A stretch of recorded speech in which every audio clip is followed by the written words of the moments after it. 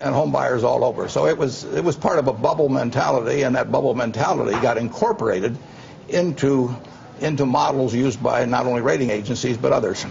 But when you have ratings agencies that go from an A or a double A rating overnight to a D, I mean, that shows that there's a huge problem with the system that's been set up. There was a huge flaw in the model.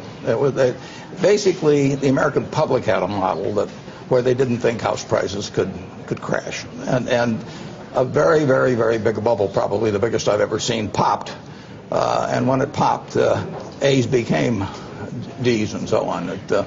But that makes it sound like you think it's a problem not with the rating agencies' models, but with everyone's model that was looking at this. There are a lot of questions now about whether there's an inherent conflict of interest just with the ratings agencies' models themselves. Yeah, no, I think everybody's model. I mean, who knew more about mortgages than Freddie Mac and Fannie Mae? I mean, they were guaranteeing 40% of all the mortgages in the United States. They had data on millions and millions and millions of mortgages, borrowers, mortgage brokers, everybody else.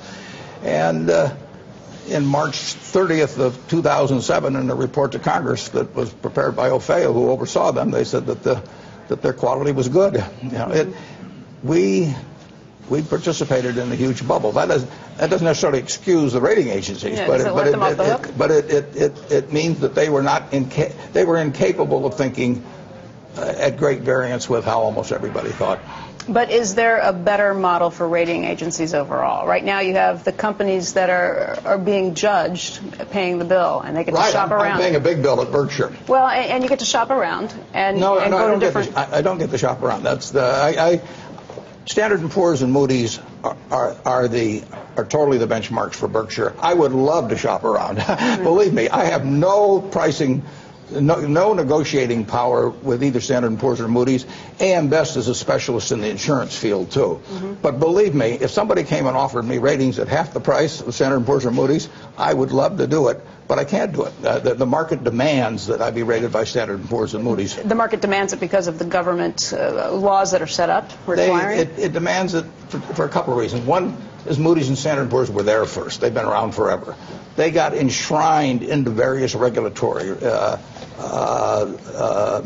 regulations. I mean, we have a life insurance company. It tells us what we can do in terms of triple B or in terms of A and all of that sort of thing. So state after state has regulations relating to insurance companies that ties in with the rating agencies, and the agencies are specified. And so I can't go to the XYZ rating agency and say, will you do this for half the price, and have it accepted by anybody. Do you think, though, that there's an inherent flaw? Just back to the question, is there a problem with the business model right now for the ratings agencies? Would it be better if there were other competitors who could get in? Well, there are other competitors, but they and Fitch is there. But let's just say you start a rating agency, right, you know, and you say, come around and say, I'll do it for half the price. I love that. The only trouble is it won't do me any good. But is there a way to change the system? I think what the Commission's going to be getting at today is what changes need to be made to this particular business model. They could say any one of 10 rating agencies was acceptable. And the problem is, there's a really nuanced point in this, because if you have 10 rating agencies out there, and I can choose among them, I'm going to choose for one of two reasons, maybe both: price and laxity.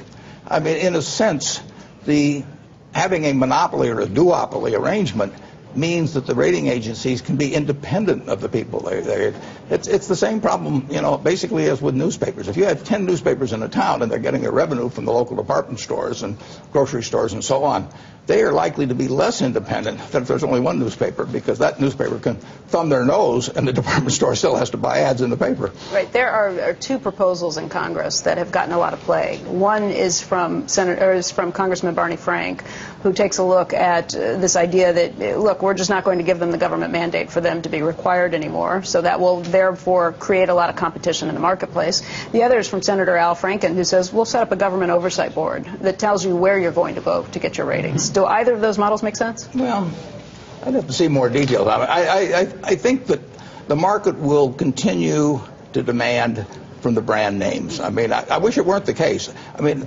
when the rating agency comes to rate Berkshire, they have me by the throat. You know, if they say that it's going to cost me $1 million, and I say, you know, why can't you do this for $900,000?